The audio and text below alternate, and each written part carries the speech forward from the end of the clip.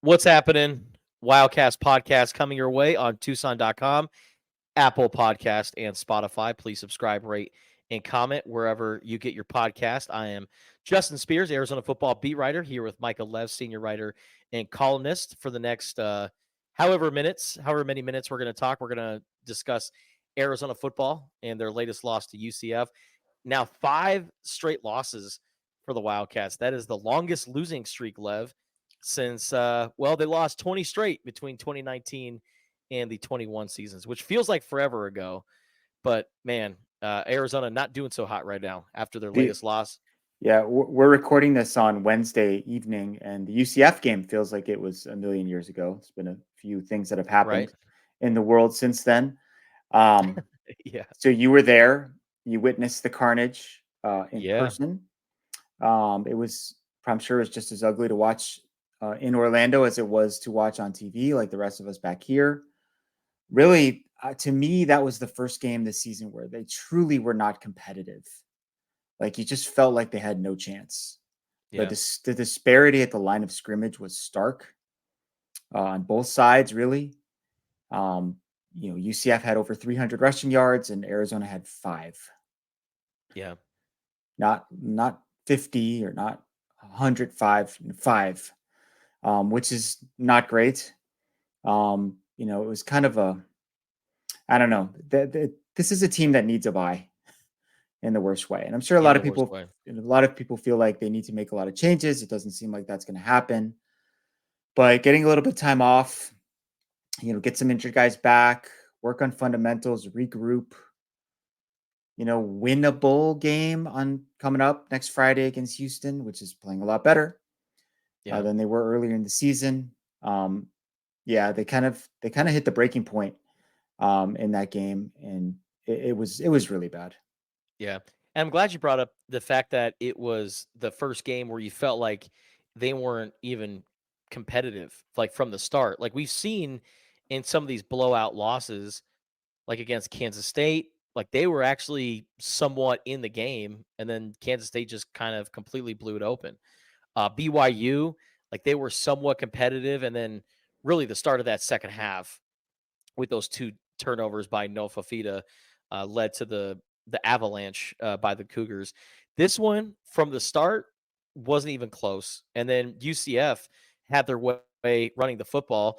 Not really sure about the dime defense that Arizona has been utilizing. I'm sure that Dwayne Aquina feels like this is the best combination of guys that he has out there. But if you look at the last couple of weeks, the teams that they have faced, they've had no issue running the ball against Arizona. West Virginia, UCF, they dominated Arizona at the line of scrimmage, had their way, uh, had a lot of rushing yards, and meanwhile, Arizona couldn't run the ball themselves. So the defensive line has been kind of getting worked. Offensive line that has been reshuffled because of the injury at left tackle, and now they have Jonas Avenaya playing at left tackle.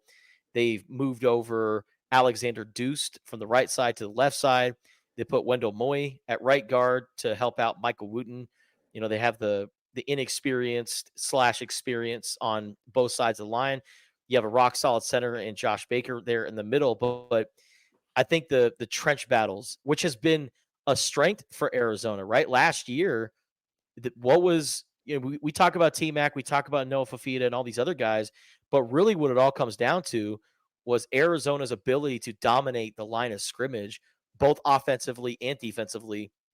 And what was a strength last year has now turned into a weakness for Arizona. So Unless you have some sort of a spread offense where you can mitigate, the disadvantage up front. It's kind of like what the air raid and the spread were born out of. Like it's a way for the middle class teams to compete. With the Alabamas and Georgias of the world, with Ohio States, the teams that always dominate in the trenches. Unless you have that, like you're not going to win a lot of football games, right? yeah, So Arizona last year, they obviously had a first round draft pick in Jordan Morgan, leading that offensive line. They did not have a lot of injuries up front. This year, they've lost. Well, if you count, Raymond Polito not being available to them, Leif Magnuson, Rhino Tapatotai. I mean, that's probably, in an ideal world, that's maybe like 2 starters and the top backup, Yeah. like maybe 3 of your projected top 6 or 7. So those are significant losses, to be sure. Talked about before the season, the lack of big bodies on the defensive line. They don't have that many 300-pounders. They have 2, and they've both been banged up of late. I did not like Dwayne Akina's strategy to use that particular defense against UCF. Brent Brennan said in his press conference on Monday that they were trying to sort of steer the running game to the outside, and we're hoping that their safeties and linebackers could clean up, but they missed a ton of tackles. They had 20 missed tackles in this game. So the strategy clearly did not work. They didn't defend the pass well either. And I think Dylan Rizk was 20 for 25 in that game. And he was picking on Emmanuel Carnley early in the game. He was picking on Takario Davis later in the game. So, yeah, problems all around. Now, Houston, we're not going to talk a ton about Houston, but the one thing they have going on offense is a very fast mobile quarterback in Zion Chris, which is kind of harkens back to the problem that Arizona had at the beginning of the season, right? When they couldn't defend dual threat QBs. So it'll be interesting to see how that goes. And Lev, I'm glad you and at the start of the podcast, I'm glad you brought up the coaching staff changes and how there won't be any coaching moves for Arizona. For Which now, yeah. for now, I mean, at this, usually at this point of the season, going into a bye week when things are really tough, sometimes coaches make moves, and sometimes it kind of shows the fan base or people who follow the program like, hey, we're trying. And sometimes these head coaches do it to maybe save themselves and their job security. But, we asked, Brent Brennan, is he planning on making any changes to the staff? And he said, no, it doesn't serve this team right now. And I also think, what people have to realize is, the Wildcats, they have a really good recruiting class right now. The prospects that they have another top 40 class coming in. They are top 5 in the Big 12 rankings when I think at the start of the season or during the summer, like they were in the bottom half of the Big 12. And so the prospects that they were able to land are better than initially advertised, and they keep rising up in the rankings. So Arizona's recruiting class, as the season progresses, gets better and better. And if you let go of, let's say, a wide receivers coach like a Bobby Wade, these guys like a Terry Shelton, who's a 4-star prospect out of Dallas, or Gio Richardson just up the road in Phoenix, like they might decide, okay, well, I'm not going to come to Arizona anymore because the coach that I signed up to play for is no longer there. So Brent Brennan has to think about a lot of things right now. It's like, okay, if I let go of this coach, how is that going to affect my recruiting class? How is that going to affect the guys that are currently on the team right now? I think things can change over the next few weeks, right? If Arizona loses 3 straight and they just look ugly doing it, then I think Brent Brennan will go into the offseason feeling like he's got to make some significant changes. I do think that there will be changes in some shape or form. I don't know how much it's going to be or what that's going to look like, but I think for the fans that are calling for jobs to be taken right now, that's not going to be the case, at least for the next couple weeks. Yeah, my interpretation of what he said is he's not making changes like today. Yeah. He's not making changes for the final 3 games. That does not preclude him from making some changes at the end of the regular season. And in all likelihood, unless they were to win out, the ASU game will be the end of the season period.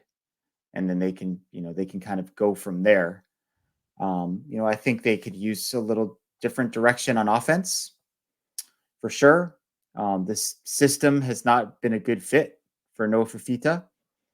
And we'll get into a little bit more of that when we get to the mailbag segment. I wrote my cat stats today all about Noah, unearthed some very interesting statistics about him and his season. But that would probably be the area that's in the greatest need of some sort of a change, some sort of a spark. something to get the fans excited, something to maybe get recruits excited, something to get, players who may or may not leave at the end of the season excited. Um, but he being Brendan, he also values continuity and he values relationships, and he's big on those things. And the guys that he brought over from San Jose State, it was very purposeful, who they were and what they bring to the table, what kind of personalities they have. So these are some of the factors that he's going to weigh when he sits down at the end of the season and kind of decides what to do. And before we get to the mailbag, Lev, I wanted to get your opinion on how Arizona got to this point because when the Wildcats were going into a bye week the last time earlier in the season, they were 2-1. Sure, they lost to Kansas State. They got blown out, but they were optimistic about, how the rest of the season would go. And we also thought that they would be 2-1 after that Kansas State game. Because Kansas State is just such a tough team and one of the better teams in the Big 12. And then they come out of the bye week. They beat a top 10 Utah team, which hindsight doesn't really look like a good win considering, how much Utah has kind of fallen off this season. But, that was still a really promising victory for the Wildcats going to a place where Utah just doesn't really lose in, and to beat the Utes at Rice Eccles Stadium. Like that's a pretty big accomplishment for this team. And then that's when everything just really kind of fell off. And I think about the lead up to that, right? With like Leif Magnuson dealing with his concussion injuries, Raymond Polito stepping away from the team for personal reasons. The running back situation, like Ja'Cory Krosky-Merritt was a highly touted running back. And heck, maybe, some of their offensive issues wouldn't be a thing if they had a weapon like that available, right? He's one of the top running backs in all of college football. He's not available due to eligibility concerns. Rayshon Speedy Luke decides to redshirt.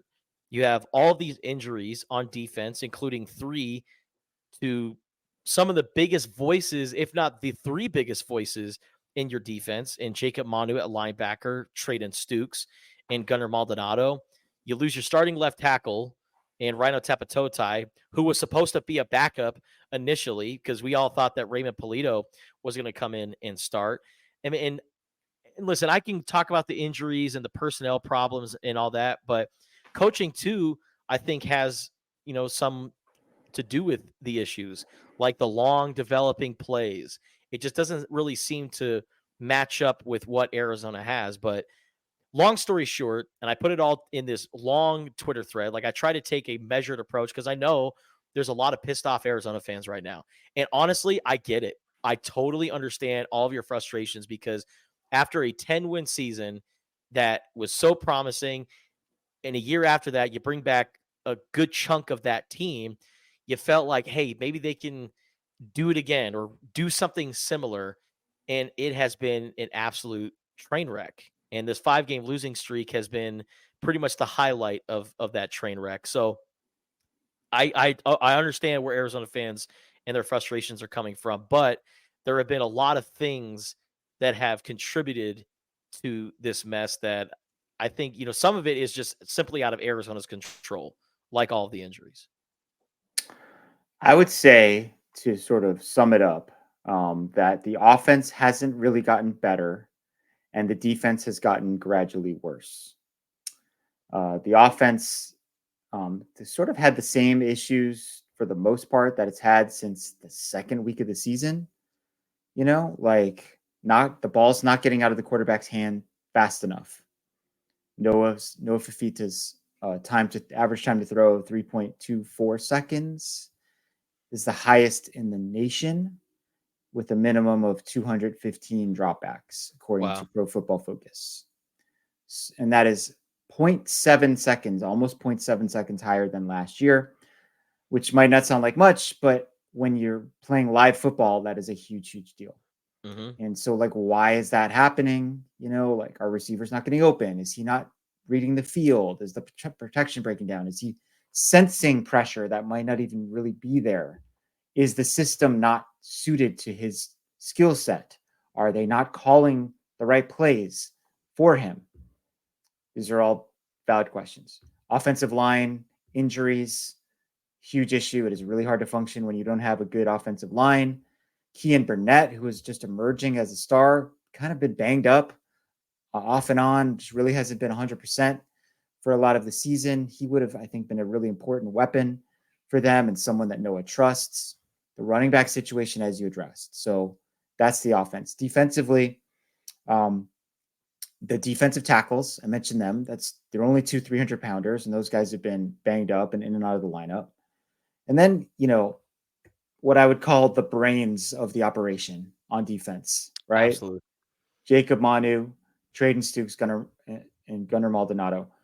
I'm going to go off on a slight tangent here, but you'll see where I'm coming from. When I went to write about ESPN Plus, they showed me the new studio they had built in McHale Center. Okay. There's like two rooms. One room is sort of for broadcasts, and one room is to control the scoreboard. And in between is this skinny room full of like computer hard drives and whatnot, like you might see on TV. They call that the brain. That is what has been lost from this Arizona defense. Plus the fact that all those guys are really good athletes, good playmakers. They have a lot of experience. They're kind of guys who have a nose for the ball, takeaways, all of those things. That's really been a crippling blow for that side. And, Dwayne Akina has tried to just kind of patch it together on a week-to-week basis, and it just kind of all fell apart in this UCF game. So, yeah, those are I think the two biggest factors, and in combination, pretty lethal. All right, Lev, let's get to some mailbag questions before we get to our Big 12 picks for the week. As we mentioned earlier in the podcast, Arizona's on a bye week, so we won't predict the Arizona versus Houston game, a.k.a. the Kevin Sumlin Bowl. That prediction will come during next Thursday/Friday's podcast. But, Lev, let's get to some mailbag questions. What do you got for us today? Yeah. Okay. So this is, sort of some of the things we've been talking about, but there's a few questions in here from Sean. Sean asks, wide receivers still struggle to get open. Why? The offense wasn't successful until they started throwing the ball downfield more. What took so long? What happened to Burnett being part of the offense? I know he was injured. And then is Josh Ogilvy working with Michael Wooten because yikes? Okay, so we'll just take them one by one. Why wide receivers are still struggling to get open? Why? That's a great question. They have obviously one elite wide receiver in Tetero McMillan. They have an emerging wide receiver in Chris Hunter, who has been getting open the last couple of weeks, had the best game of his career. I think they just need more dynamic athletes on the outside. I think they were hoping Romello Murphy would be one of those guys, and he's had an ankle issue that's bothered him on and off for the season. It looks like he's on a redshirt track at the moment. And then this sort of dovetails with what happened to Burnett. Burnett has also been injured, so that's been an issue. Sam Olsen is a solid player, had a nice game actually against UCF. He's not, when they're both fully healthy, he is not as fast. He's not as much of a game breaker as Kean Burnett is. So I'll throw it to you to answer the sort of the wide receiver tight end question, and we'll get to the others.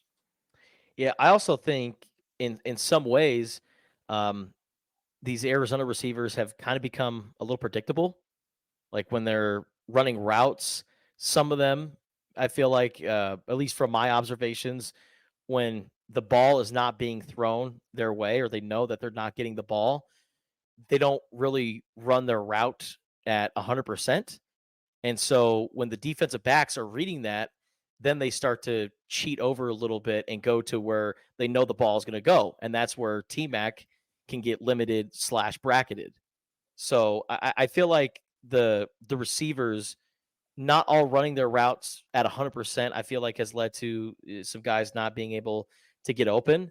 I'm not going to, name any names, but I feel like some receivers have taken some plays off, and that's just kind of an unacceptable thing. Like you just cannot have that. And I think Chris Hunter now being more a part of the offense, I think is really going to start to open up some things for T-Mac. And heck, UCF's attention was all on T-Mac during this game. And you started to see Chris Hunter really show that dynamic receiver that we saw in training camp and also spring ball too. So regarding the offense, finally having success when they threw the ball downfield more, what took so long? I mean, I think they've wanted to throw downfield. If you look at Noah Fafita's average depth of target, it's up this year. It's 9.0 yards. It was 7.8 last year. The hard part about that is when your offensive line is struggling, you don't have time to let those Yeah. plays develop. The goal is to get the ball out quicker. So, and I would also say a lot of those downfield plays have been kind of on unstructured situations where the play breaks Yeah. down. Noah scrambles. It's the scramble drill. Um, it shows how much talent he has. It shows how much talent a guy like Tetero McMillan has. Sam Olsen, that was a really nice catch on that ball in the end zone. But if you want to do those long, slow developing downfield passes in your as part of your offensive scheme, you have to have a solid line, and they don't have that right now. Yeah. And with that being said, the run game has not really been effective as of late. Like Quali Conley has been bottled up. He's also had a couple of turnovers over the last couple of weeks. So Arizona offense has been really one dimensional, and that is getting the ball downfield to the wide receivers and allowing Noah Fafita to drop back. And I will say this: I would like to see Noah Fafita under center a little bit more. But we asked Brendan that earlier this week, and he said it's better for Noah Fafita to see like getting back there. And I think what you said about the poor protection is Noah Fafita only has a few seconds to make a read. And when you're under center and you do play action, like that's time that's being taken away, and you don't really have much time to react. So Yeah, Josh Oglesby working with Michael Wooten. He is.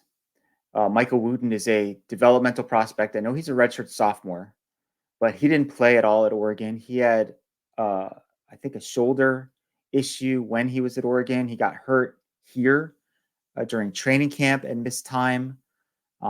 This is someone who's got a great frame and length and all those things that you want, but it takes time to develop offensive linemen for the most part. And he needs, I think, a full offseason in the program, not only working on drills, but also in the weight room, getting stronger, getting bigger.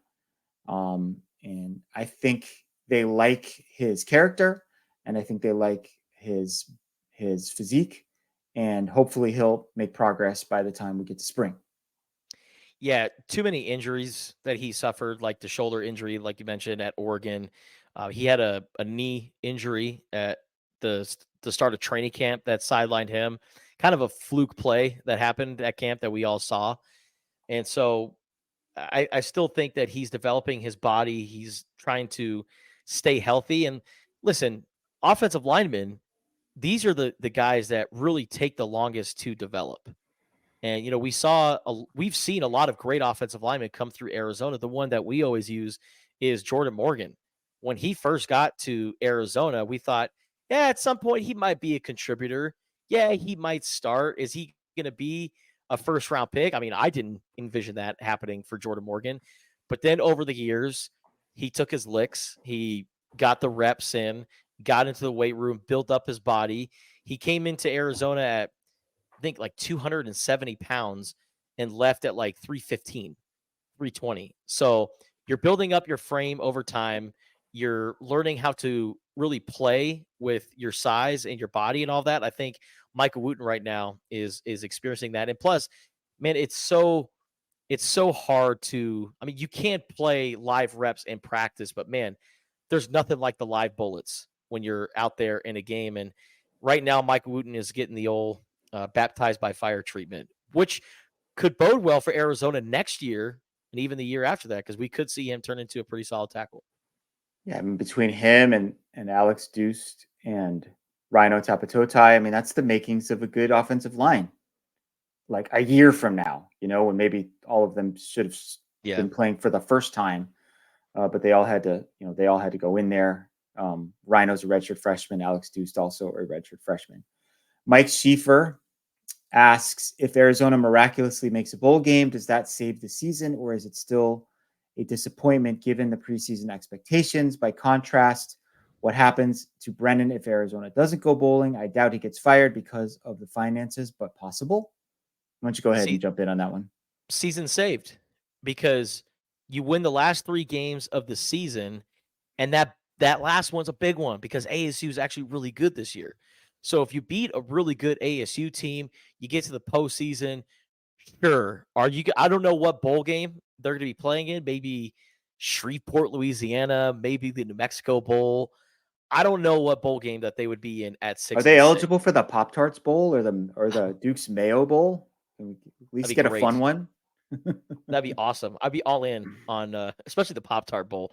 Not sure if I want to see Brent Brennan doused in mayo Oh, when it's all gross. said and done if Arizona wins the Yeah. game. But yeah, I think honestly, if they get to the postseason, season saved. I mean, how many guys from this team will be playing in that game? Like I would envision T Mac, maybe Big Jonah, some other draft eligible guys sitting out in that game. But yeah, you win the last 3 games, you get to the postseason, and in year one under Brent Brennan, you have a territorial cup win. Absolutely, you could save your season. Now, if they don't go to a bowl game, oh man, that's going to be a pretty interesting offseason, a very long one, because people are going to remember as they're going to remember this season as the year where Arizona fell flat on its face and add it to the long history of just bad follow up seasons when Arizona had such a promising season the year before. So I don't think that Brent Brennan is going to be fired. Like if they get blown out by Houston and blown out by Arizona State, I think it becomes more of a possibility. If they can sneak out a win or two, or they're really competitive in those games, I think it's an encouraging sign. There is a financial piece to this, a buyout of in excess of $10 million. I've heard some people say it's 14 million. I thought it was around 10. Regardless, it's a lot of money for an athletic department that's been in the red for a while. And Desiree Reed Francois' job was to come in here and turn that part around. She also does value football and knows how important football is and knows you have to get football right because it sort of sets up everything else, even at a quote unquote basketball school like Arizona. So, I agree with you. If they were to somehow win the last 3 games, that changes a lot of things. It's still a disappointment in the context of going 10-3 last year, but you'd have a lot of momentum. You'd have good vibes suddenly. You win that ASU game, and everyone's just sort of feeling better about a lot of things. Okay, so this guy's handle, he says UA59 ASU 23, but he didn't spell ASU with only one S. And then his actual handle is at UA Catmandu. How is the athletic department adapting to the new AD? What changes have you noticed, both good and bad? Do the big wig alums like her? There's been a lot of turnover in the athletic department, to be sure, outgoing and incoming. Desiree has brought in a lot of people from Missouri. She's brought in someone whose job is to basically deal with NIL contracts, right? Like something Yeah. that would have been unheard of 5 years ago. She is trying to modernize the athletic department's finances and structure into something more of the 21st century, something more of this time, something that's closer to a business, than we are maybe used to. She splintered off the broadcasting rights to bring that in house, to try to bring in sponsorships. So yeah, I mean, she's doing a lot.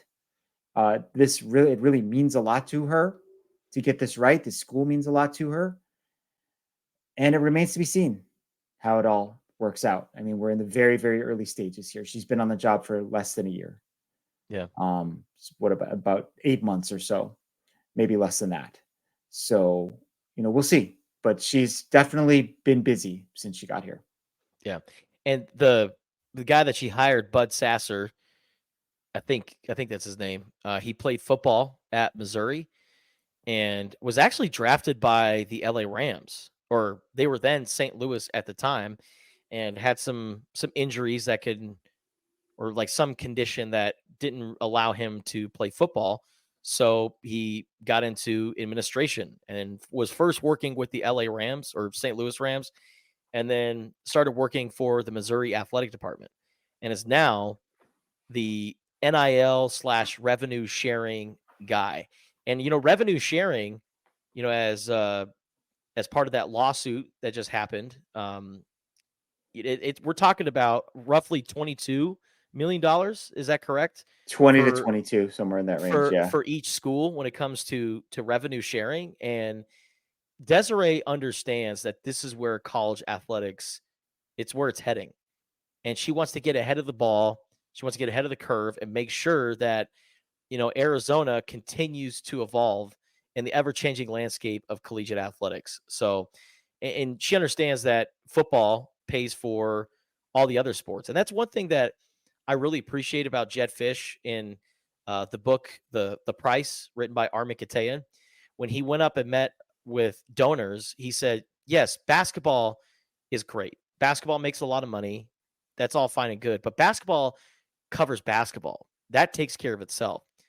Football, when it's successful and bringing in a lot of money, that takes care of cross country, that takes care of volleyball, that takes care of football, that takes care of a lot of sports here on campus." So, Desiree, I'm not going to say Desiree is much like Jed Fish when it comes to that way of thinking, but she understands that football is king.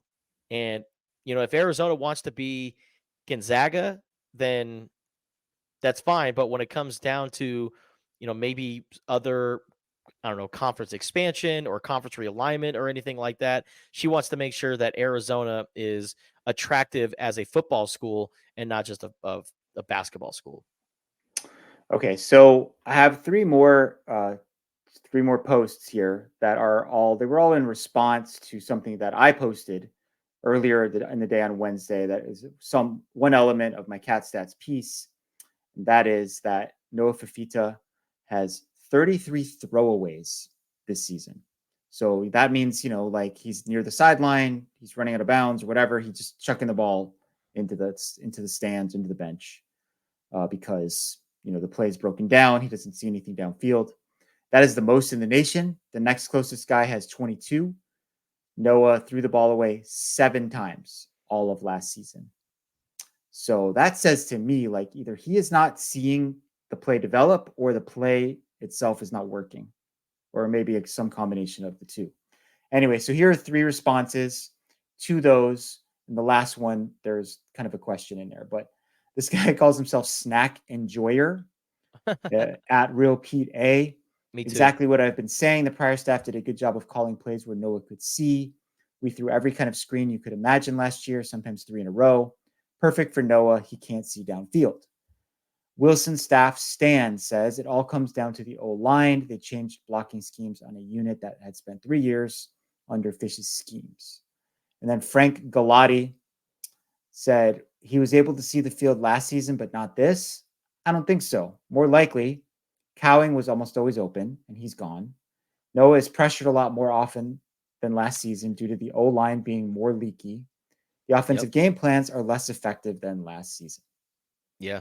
I would agree with all of the above. Yep. From these questioners. The one thing I would say about his height, PFF actually does track batted passes. He had 4 batted passes last season. How many do you think he's got this year? Man, I think he had 4 against BYU just by itself. May have felt like it, but they have him with only 4. Wow. For the season. Yeah. So the same. Noah has always been short. He knows how to work around being that way. Yep. I think really all of the things that those commenters said, I agree with. But I think probably the biggest one is just offensive line. Like the continuity, the having the same 5 guys week after week. And one of those guys was a first round pick who's now playing in the NFL. Like, that's a lot of firepower that you're missing on the offensive line. To me, I think that is the key contributor to your stat, Lev. Ready for Big 12 Bonanza? Let's get to it, man. Okay, so uh, as if you listened to the pod last time, we had Brett Farah on. It was his goodbye podcast, but he's going to continue to make picks Oh with man. us, which is cool, and as he should. And I did not finish tabulating last week here, so if you could filibuster for a second, Justin, maybe you give some lingering thoughts on Brett, or Yeah. tell us some things you've been working on this week while I figure this out here real quick. Yes. So right now, I have a couple stories out on Tucson.com in addition to Lev's cat stats.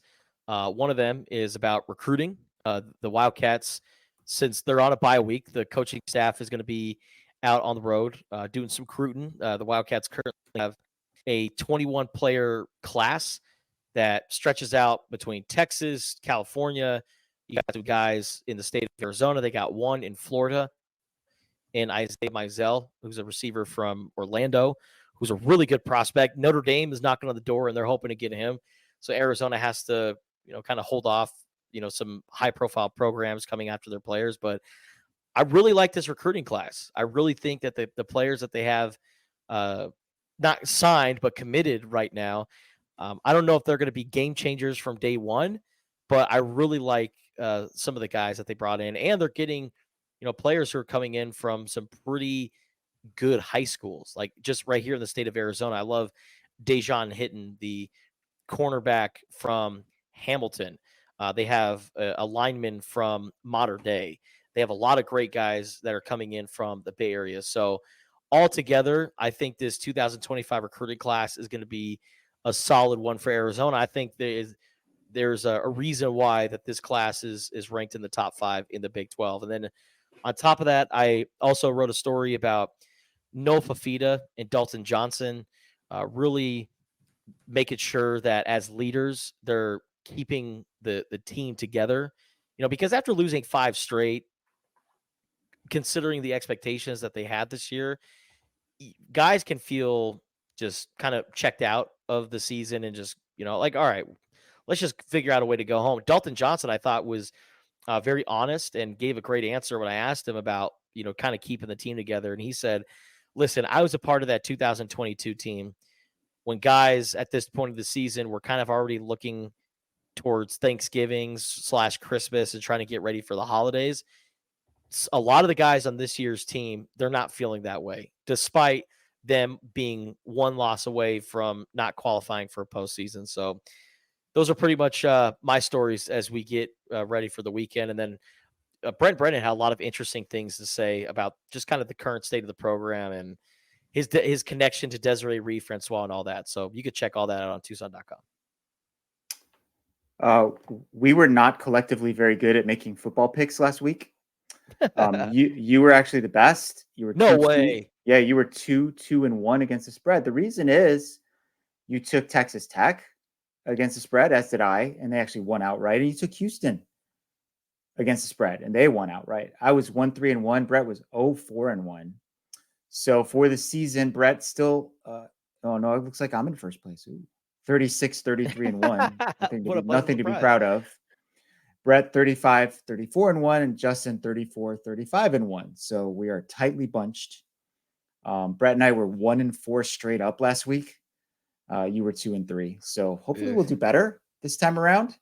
We'll see. Probably not. So you can always bet against us. That's another possible winning strategy. So we got West Virginia at Cincinnati. This game is on FS1. Is at 10 a.m. Arizona time. Remember, we are now in Mountain Time. So all the football games start an hour later. Boo. No one's a fan of that.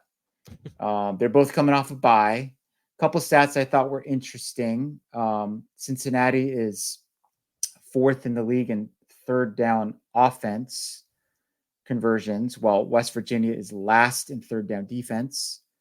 West Virginia is 3rd in red zone touchdown percentage. Cincinnati is 2nd in red zone defense. So I think this game is going to come down to third down and red zone.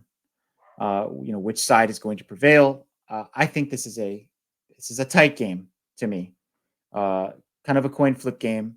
The spread is 5 points that the Mountaineers are getting at Cincinnati. I'm going to take Cincinnati to win, but I'm going to take West Virginia to beat the spread. Is Markiel still playing quarterback, or Yeah, is it's gonna be Mark Yole again in all likelihood, and he did okay? great. Like he was fantastic against Arizona Yeah, a couple weeks ago.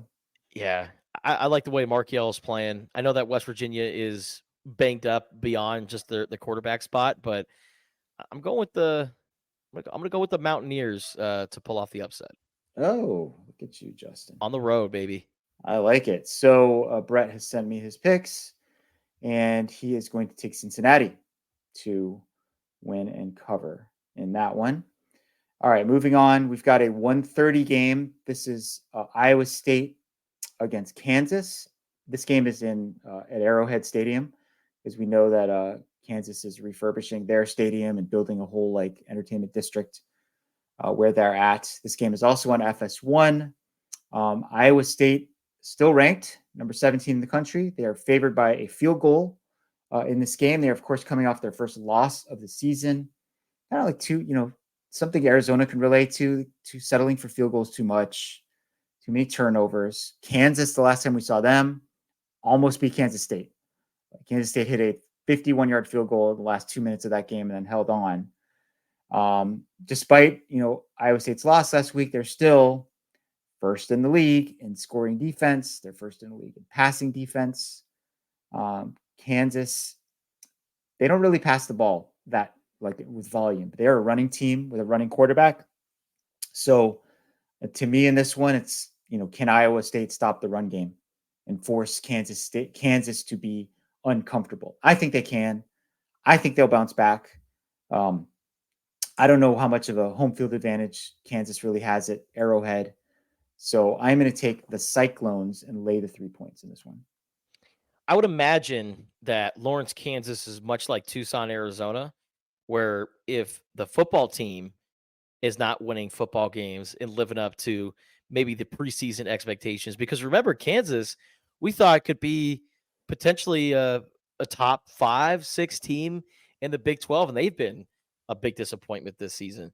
So, yeah, no fans are going to be at this game representing KU. They won't have a home field advantage just because they're on to basketball season, right? And so Yeah, and I they think and they play North Carolina on Friday night, the night before the game. So that's kind so of a big deal in yes. for KU. Yeah. So yeah, usually at Arrowhead Stadium, there's a red and gold team that wins a lot of football games there, and I think the collegiate red and gold team will win at Arrowhead. Give me the Cyclones to bounce back. Yeah, Brett is also taking the Cyclones and laying the 3 points. At 2 o'clock on Big Fox, we've got Colorado at Texas Tech. Big noon kickoff is actually in Lubbock this week because, hey, Colorado, they're always an attraction. Buffs are giving 3.5 points in this game. This should be a high scoring game, Justin. I mean, Yep. Texas Tech is first in the league in scoring offense. They're last in the league in scoring defense. They're second in total offense. They're 15th in total defense. Colorado second in passing offense, and Texas Tech is last in passing defense. A couple areas where Colorado has shined. They're actually second in the league in third down offense and third in third down defense. They, of course, have Shedeur Sanders, who's completing 73.3% of his passes. And this is Unreal. not a dinker dunk offense either. Like this is, they throw the ball downfield plenty in this system of theirs. I'd say the biggest thing Texas Tech potentially has going for it, besides momentum from last week, is they have Taj Brooks, second leading rusher in the league. Can they kind of turn this into a ground game? But I don't know. I think it's going to be a shootout, and I think Colorado is plenty comfortable in a shootout. I don't love the spread being 3.5, but I am willing to lay those points, and I'm going to take the Buffaloes. Man, Colorado won big last week. By not Well, playing. they didn't Yep, they sure by did. not playing. because guess what? Iowa State losing, Kansas State losing, and Yep. hey, by the way, ESPN's like, hey, Travis Hunter, come on to the College Game Day set and promote your Heisman campaign. And they had some guy in the background with a banner that said Heisman with Shador Sanders and Travis Hunter. They promoted the hell out of Travis Hunter in his Heisman campaign. The two teams that are in front of them lost. So now we're talking about Colorado. Like, if they run the tables, they're in the Big 12 championship. Is that correct? Like, I'm all in on the Buffaloes. And it's kind of funny how Colorado has found themselves as like a team that people are rooting for. Like, when Dion got things popping at the start of last season, people love them. And then, Justin, you froze on me there for a second. And find themselves rooting for Colorado again. I'm one of those people. I'm going for CU to win this game, and I like them to go to the Big 12 championship. Yeah, Justin taking Colorado. I'm taking Colorado. Brett is also taking Colorado in this one.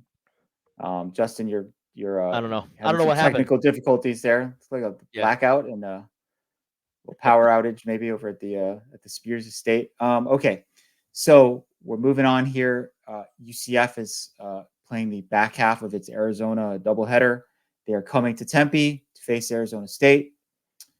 This game is on ESPN2. It is a 5 p.m. kickoff. The Sun Devils are giving 3 points. The big headline out of this one is Cam Scadaboo, somewhere between doubtful and questionable. Obviously, a huge factor in this one. He is one of the top multi-purpose accumulator of scrimmage yards, power rushers in the conference and in the nation. The question I have with UCF is, did they really turn the corner last week, or was it just sort of the space game hype and lift off? And will they not have that same vibe, that same energy when they come across the country to face ASU? I say, with or without Cam Scadaboo, that Arizona State is just sort of a sounder, more consistent team. I don't think 3 points is too intimidating of a line, so I am going to take the Sun Devils to lay those 3 and win the game. I know that Oklahoma State is really struggling this year, and they are the worst team in the Big 12. But to go into Stillwater and put up, was it 42 points on the Cowboys and just look so dominant? Man, I think it says a lot about ASU and the culture that they have under Kenny Dillingham, the direction that this program is going in. And I'm right there with you, Lev. I think with or without Cam Scadaboo, I think the Sun Devils will take care of business at home and hand the Knights another loss this season. And someone's got to find Cam Scadaboo's dog. I don't know if you've seen this, Lev, but I think he said that it was found. Oh, it was found? Okay. Oh, thank goodness. So, a nice little French bulldog, man. Those are expensive dogs, number one, and they're just awesome dogs. And it's a dog, man. Like, if a man loses his best friend, like that's not good. So I'm glad they were able to find the pooch.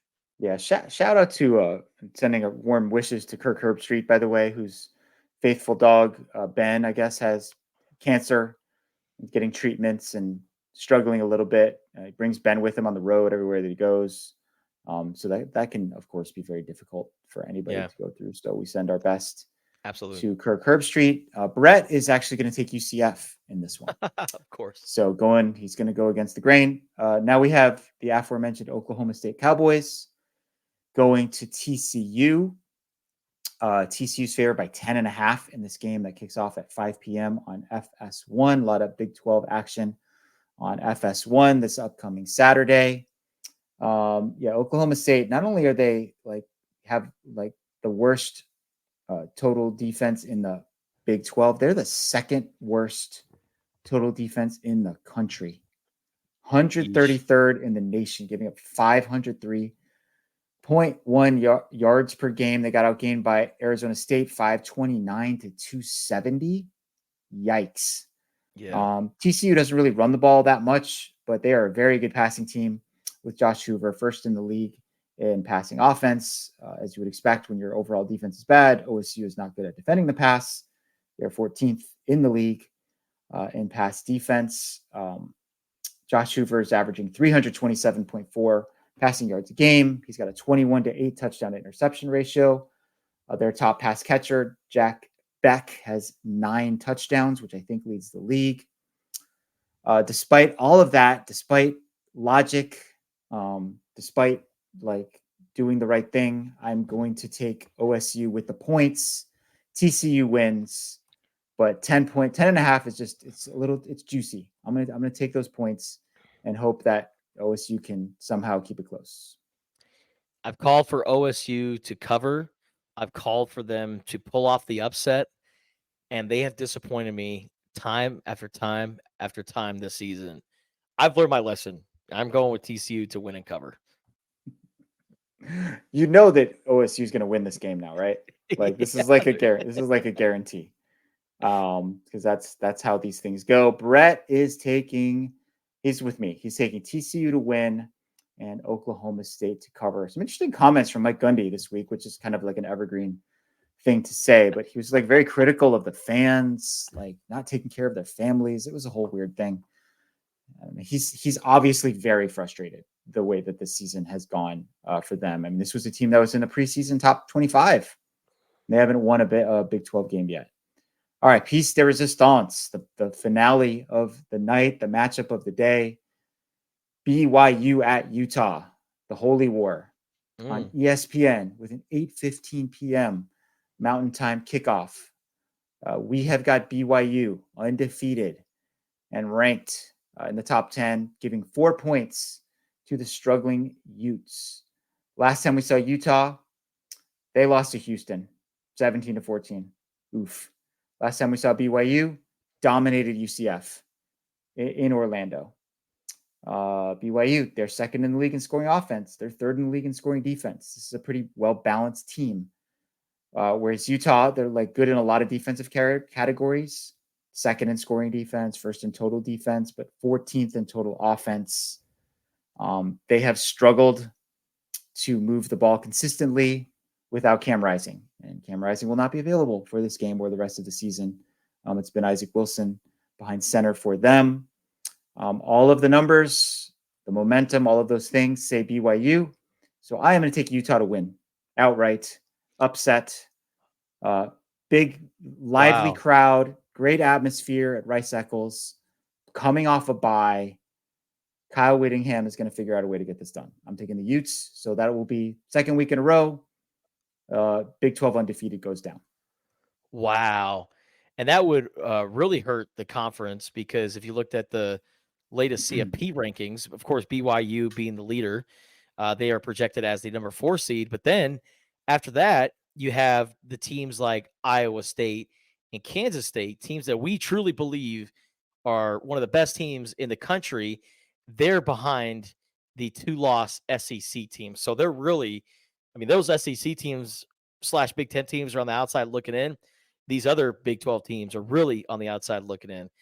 So I think if the Big 12, if it really wants to get multiple teams in the conference, they need their top dog to remain unscathed until that Big 12 championship game.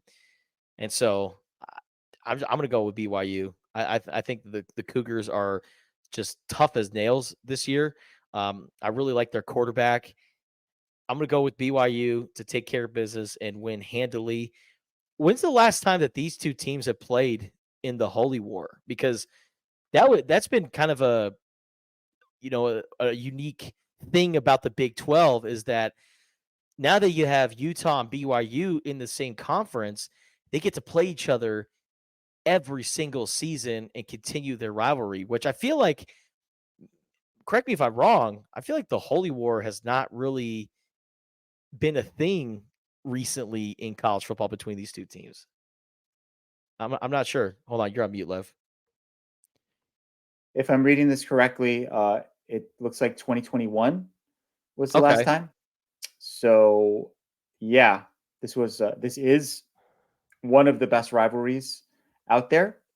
There is a a winning streak. Oh no, that was a long time ago. If you look at the overall record in this contest, looks like 51, 29, and 4 in favor of the Utes in this one. They first played each other in 1896. There was a 9-game winning streak from 1929 to 1937. These cities are pretty close to each other, right, Justin? You made that journey. Yeah. You know where they're located. They don't like each other.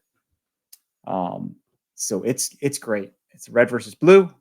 It's kind of theme of the week in a lot of ways. So yeah, that'll be a really fun one. I don't know. I have a hard time envisioning Utah just being as bad as they are, but maybe they're just in a down cycle. You know, I mean, they've lost 4 straight. That would be 5 in a row. It's hard for me to envision a Kyle Whittingham coach team losing 5 in a row. The last 3 of those games, by the way, after Arizona, they're all 1-score games. So it's not like they're getting blown out. Brett is with you. He is taking BYU to win and cover. So I'm on an island on that one, but that's okay. That's okay. I like being on an island. Last time BYU won 2 straight games against the rival about 40 minutes north of them was in 2006 and 2007 when I think a guy by the name of Max Hall was playing for the BYU Cougars. So it's been a while since they've won back-to-back games against a rival. And like you said, Lev, there's a lot at stake here. Like we're talking about bragging rights in churches. Like that's how deep. That's why they call it the Holy War, right? Because of the Latter-day Saints religion. I